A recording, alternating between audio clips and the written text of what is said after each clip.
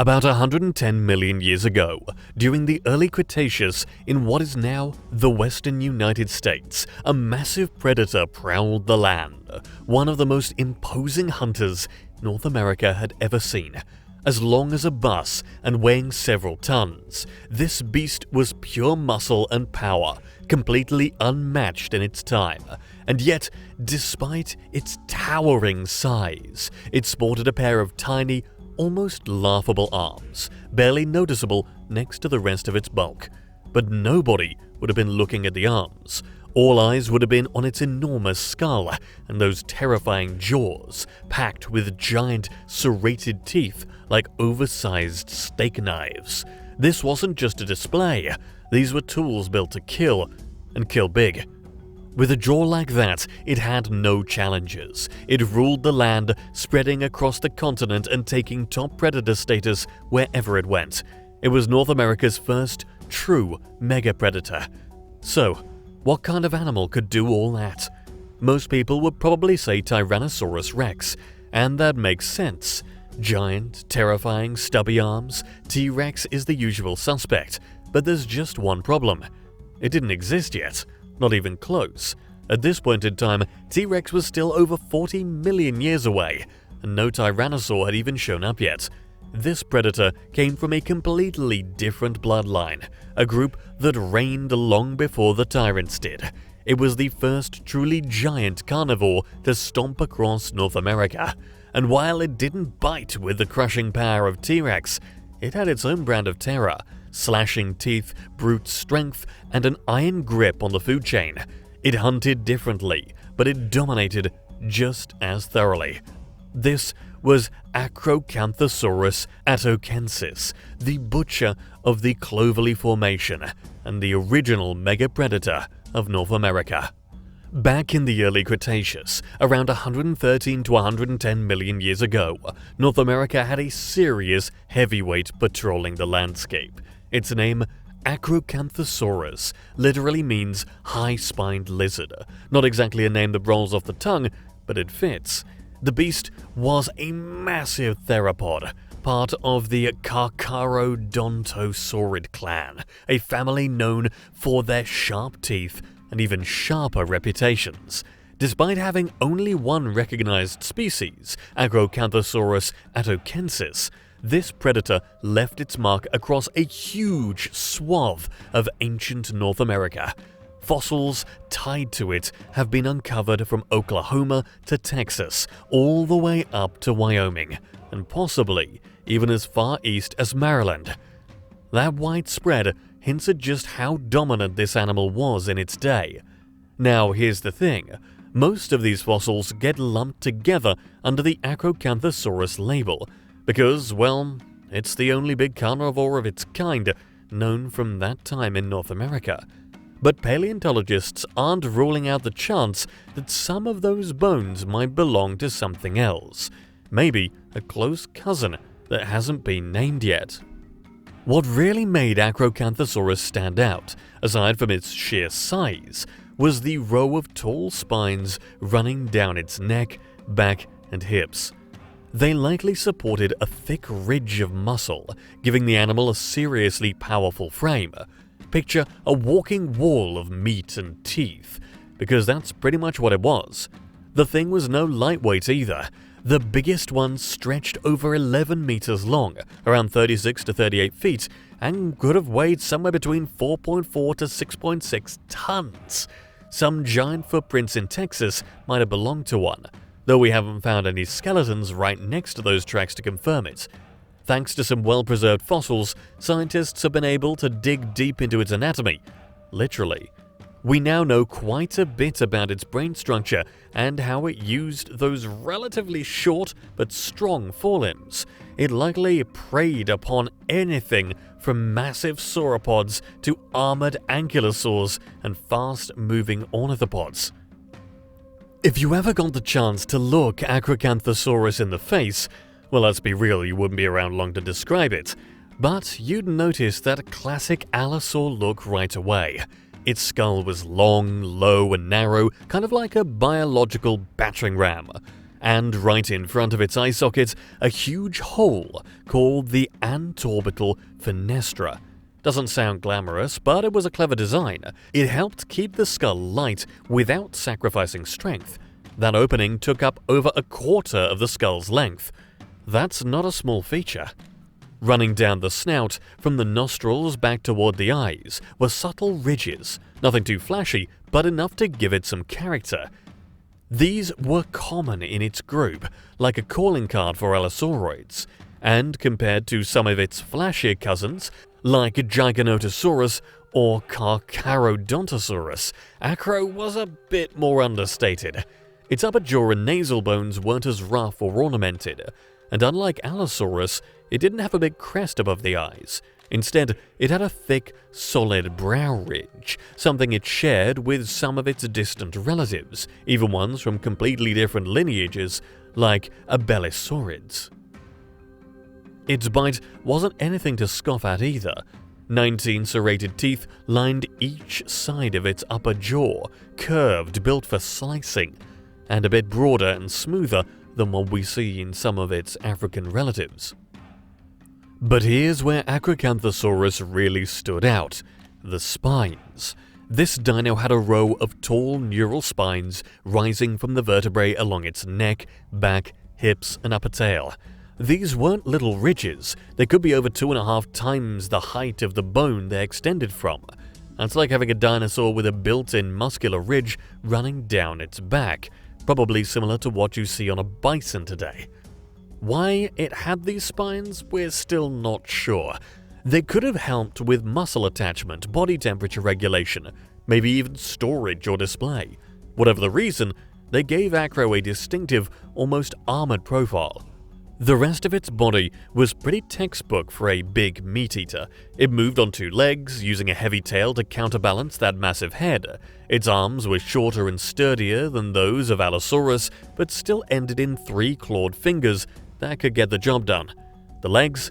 Thick, strong, and built more for power than speed. Its femur was longer than the bones below it, which tells us this thing wasn't winning any sprint races. And while each foot had 4 toes, only 3 really mattered. The first one didn't even touch the ground. So, when you put it all together, Acrocanthosaurus was a tank. Not flashy, not fast, but a brutally efficient predator. Acrocanthosaurus belongs to the superfamily Allosauroidea, within the theropod group Tetanurae, characterized by features like paired ridges on the nasal and lacrimal bones and tall neural spines along the neck vertebrae, traits it shares with other Allosauroids. Initially classified with Allosaurus in the family Allosauridae, later research placed it in the closely related Carcharodontosauridae, which include some of the largest theropods, like Carcharodontosaurus and Giganotosaurus. When first discovered, Acrocanthosaurus was initially placed by paleontologists Willis Stovall and Juan Langston Jr. in the family Antrodemidae, another name for Allosauridae. In 1956, Alfred Sherwood Romer reclassified it into Megalosauridae, a catch-all group of theropods with unclear relationships. For a time, the tall spines led some to suggest a connection with Spinosaurus, an idea that lasted into the 1980s and found its way into popular dinosaur books. Then there was a whole other taxonomic twist involving fossils from England. Some early Cretaceous vertebrae with tall spines were once thought to belong to Acrocanthosaurus. In 1988, paleontologist Gregory Scott Paul even named them a second species, Acrocanthosaurus altispinax, but those vertebrae had actually been initially assigned to a different genus, Altispinax, which was known only from teeth. This led some to propose that Altispinax and Acrocanthosaurus might be the same dinosaur. But the plot thickened when those bones were eventually reclassified under a whole new genus, Becklespinax. As many complete fossils of Acrocanthosaurus came to light, it became clear that it really belonged in the Carcharodontosauridae family. It's often considered the sister species of Eocarcharia, another early member of the family from Africa. Another relative, Neovenator, discovered in England, is sometimes placed even farther down the family tree, either as a very basal Carcharodontosaurid or as part of a separate group called Neovenatoridae. All of this points to an interesting evolutionary history for Carcharodontosaurids. It suggests that they may have originated in Europe before spreading across the ancient supercontinent Gondwana, which includes what is now South America, Africa, and other landmasses. If Acrocanthosaurus is indeed part of this group, it means that the Carcharodontosaurids also made their way into North America during the early Cretaceous. What's even more intriguing is that all confirmed Carcharodontosaurids lived during the early to middle parts of that era, showing just how widespread and dominant these creatures were at the time. So, how long did it take Acrocanthosaurus to grow up? Well, based on the bone features of the holotype and other fossils, scientists think it took at least 12 years to fully mature, but that number could be higher, maybe even 18 to 24 years, because some growth lines were lost in the process of bone remodeling. Now, when it comes to bite power, Acrocanthosaurus was no lightweight. Researchers estimated that its bite force at the front of the jaw was about 8,266 newtons, and the bite at the back was even more impressive at 16,894 newtons. Like most theropods, Acrocanthosaurus used its forelimbs for hunting, not walking. Fossil evidence shows that the arms were strong but not very flexible, able to retract and hold onto prey but not swing forward very much. This suggests it led with its mouth while hunting, and once it caught prey, those powerful forelimbs would pull it in, with claws digging in to prevent escape. The forelimbs had some unique features. The first two digits had permanently flexed claws, perfect for gripping, while the smaller third claw could move more freely. The wrist and digits also had some flexibility, allowing it to hold onto struggling prey without risk of dislocation. In terms of brain structure, scientists created an endocast from Acrocanthosaurus's skull, which revealed that its brain was pretty similar to other theropods, but with a few interesting features. The brain was shaped like an S, sigmoidal, not too different from crocodiles, and had large olfactory bulbs, hinting at a great sense of smell. When scientists looked at the balance system in the inner ear, they found that Acrocanthosaurus probably held its head at about a 25-degree angle, making it seem more alert and ready to strike.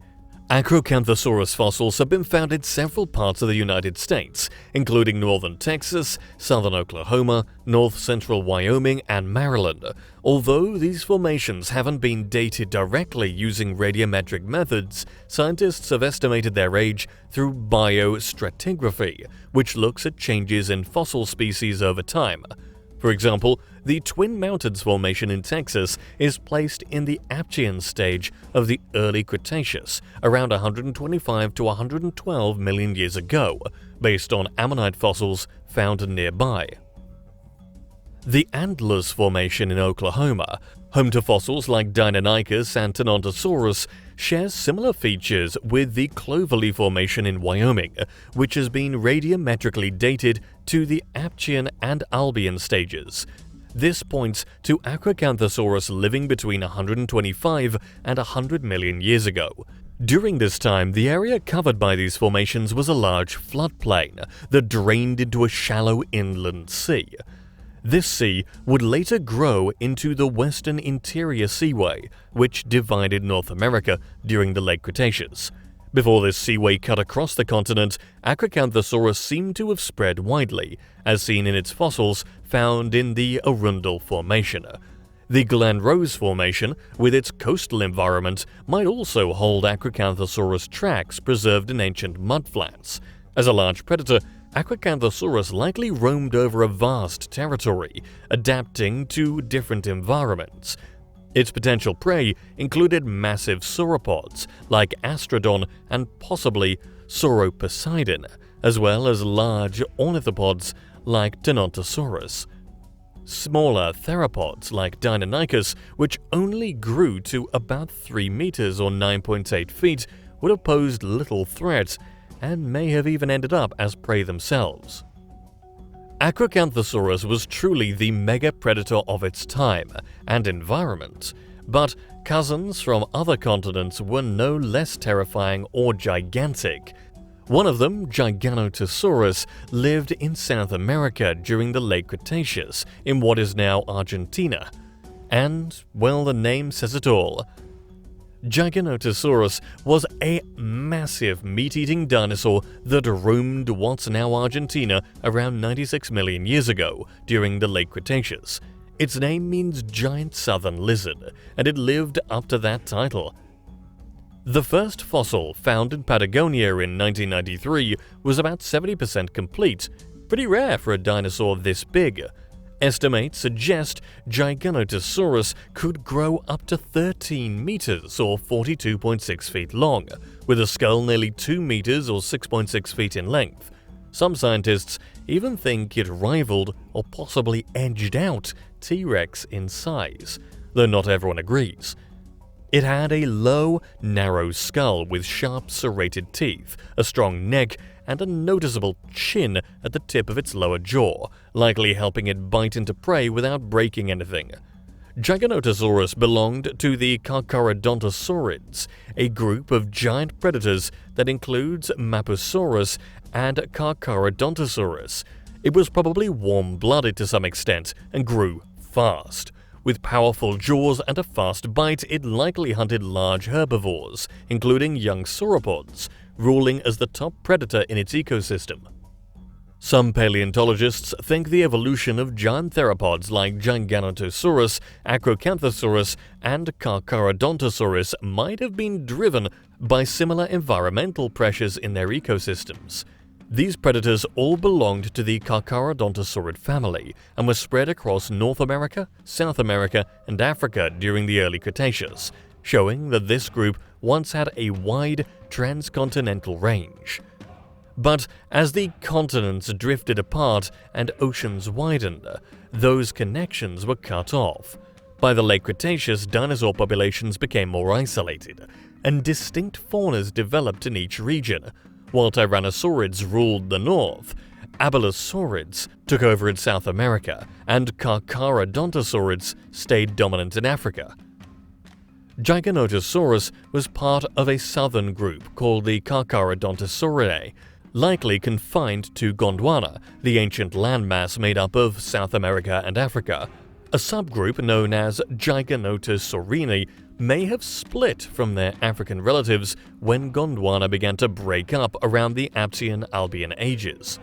When it comes to a hypothetical fight between these two North American giants, it wouldn't be an easy win for either side. Acrocanthosaurus and T-Rex were both apex predators in their own time, powerful, intelligent, and well adapted to dominate their ecosystems. But if they somehow ended up in the same place at the same time, things would get brutal fast. Even though Acrocanthosaurus was a powerful dinosaur, T-Rex on the other hand needed little introduction. This late Cretaceous apex predator grew up to 12.5 meters or 41 feet long and weighed between 8 and 9 tons. It's widely considered one of the most powerful carnivores to ever walk the earth, with a bite force exceeding 50,000 newtons, more than double that of Acrocanthosaurus. It could crush bone with ease. Its forearms were small but heavily muscled, and it made up for them with a massive skull and banana-sized teeth. Now, in a head-to-head encounter, the odds favor T-Rex. While Acrocanthosaurus had strong forelimbs and a respectable bite, T-Rex's sheer power and skull-crushing jaws would give it the upper hand. Its bite wasn't just strong, it was built to destroy, capable of puncturing deep into bone and tearing through thick flesh. Even Acrocanthosaurus's muscular arms wouldn't be able to overcome that kind of force, especially given that it likely led attacks with its jaws rather than grappling like a bear. There's also the question of durability. T-Rex had a more heavily built skeleton, thicker bones, and deeper muscle attachments, suggesting it could take more punishment and keep fighting. Its teeth weren't just sharp, they were reinforced for repeated impact. Acrocanthosaurus, while fast and formidable, was built a bit more lightly and likely relied more on speed and technique than brute strength. That said, Acrocanthosaurus might have had the advantage in endurance and maneuverability, especially with its longer arms helping to stabilize prey. But in a one-on-one duel, T-Rex was simply too heavily armed. So in a direct confrontation, Tyrannosaurus Rex is the clear favorite. Its combination of immense bite force, reinforced skull, and sheer mass would overpower Acrocanthosaurus in most scenarios. Acro was a deadly predator in its own time, but against the king of the late Cretaceous, it would be outmatched.